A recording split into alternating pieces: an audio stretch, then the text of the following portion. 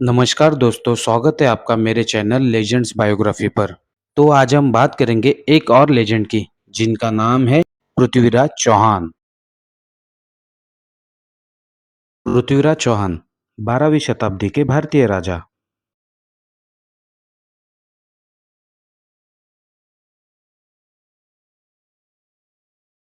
पृथ्वीराज सन 1178 से लेके 1192 तक चौहान वंश के हिंदू क्षत्रिय राजा थे, जो उत्तर भारत में 12वीं सदी के उत्तरार्ध में अजमेर और दिल्ली पर राज्य करते थे।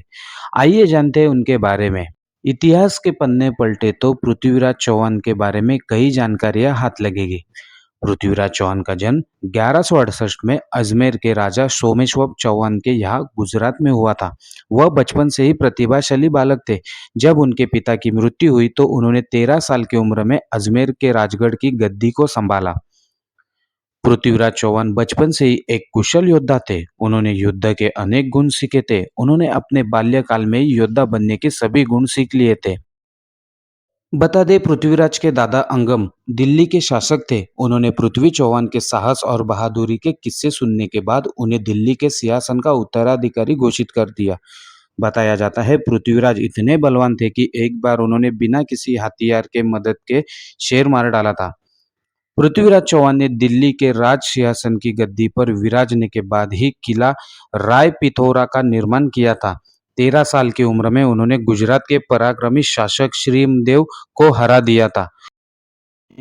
पृथ्वीराज चौहान 6 भाषाओं में निपुण थे, जैसे संस्कृत, प्राकृत, मागधी, पैशाची, शौरसेनी और अभ्रंश भाषा। इसके अलावा उन्हें मीमांसा, वेदांत, गणित, पुराण, इतिहास, सैन्य विज्ञान और चिकित्सा शास्त्र का भी ज्ञान था। कैसी थी पृथ्वीराज चौहान की सेना? पृथ्वीराज चौहान मानसिक और शारीरिक रूप से जितने बलवान थे, उतने ही बलवान उनकी सेना भी थी। इतिहासकारों के अनुसार पृथ्वीराज की सेना में 300 हाथी तथा 3 लाख सैनिक थे, जिनमें बड़ी संख्या में घुड़सवार भी थे। पृथ्वीराज चौहान की प्रेम कहानी। पृथ्वीराज चौहान भारतीय इतिहास के सबसे प्रसिद्ध हिंदू राजपूत राजाओं में एक थे। उनका राज्य राजस्थान और हरियाणा तक फैला हुआ था। वे बहुत ही साहसी युद्ध कला में निपुण और अच्छे दिल के राजा थे। साथ ही बचपन से तीर कमार और तलवारबाजी के शौकीन थे। पृथ्वीराज चौहान को कन्नौज के राजा जयचंद की पुत्री संयोगिता पसंद आ गई। राजकुमारी संयोगिता से प्रेम होने पर पृथ्वीराज चौहान ने स्वयंवर से ही उठा लिया और गंधर्व विवाह किया, और यही कहानी अपने आप एक मिसाल बन गई।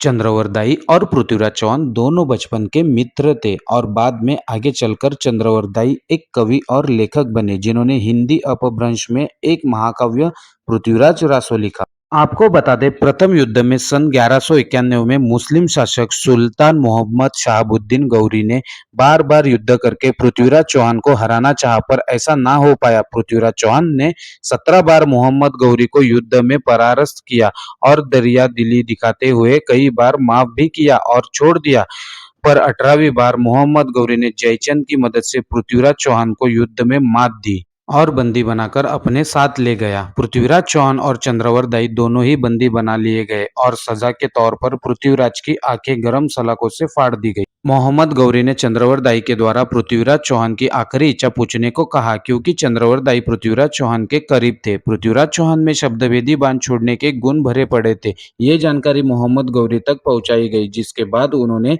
कला प्रदर्शन के लिए भी मंजूरी दे दी। जहां पर पृथ्वीराज चौहान अपनी कला का प्रदर्शन करने वाले थे, वहीं पर मोहम्मद गौरी भी मौजूद थे।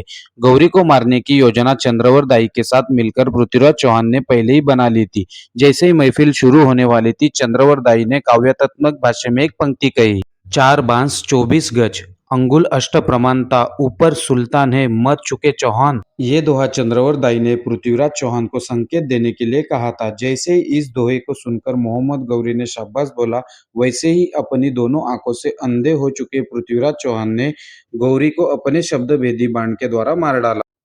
वही दुखद ये हुआ कि जैसे ही मोहम्मद गौरी को मारा गया उसके बाद ही पृथ्वीराज चौहान और चंद्रवर दाई ने अपनी दुर्गति से बचने के खातिर एक दूसरे की हत्या कर दी।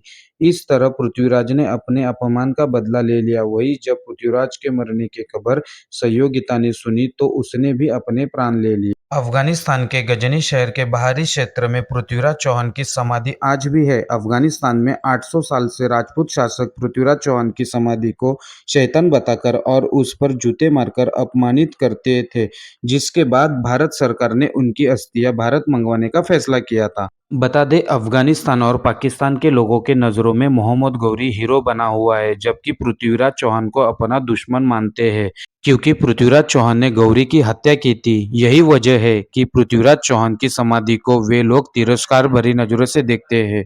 तो दोस्तों, आपको कैसे लगी महान योद्धा पृथ्वीराज चौहान की बायोग्राफी? अगर आपको वीडियो अच्छी लगी हो तो वीडियो को लाइक शेयर सब्सक्राइब जरूर करें।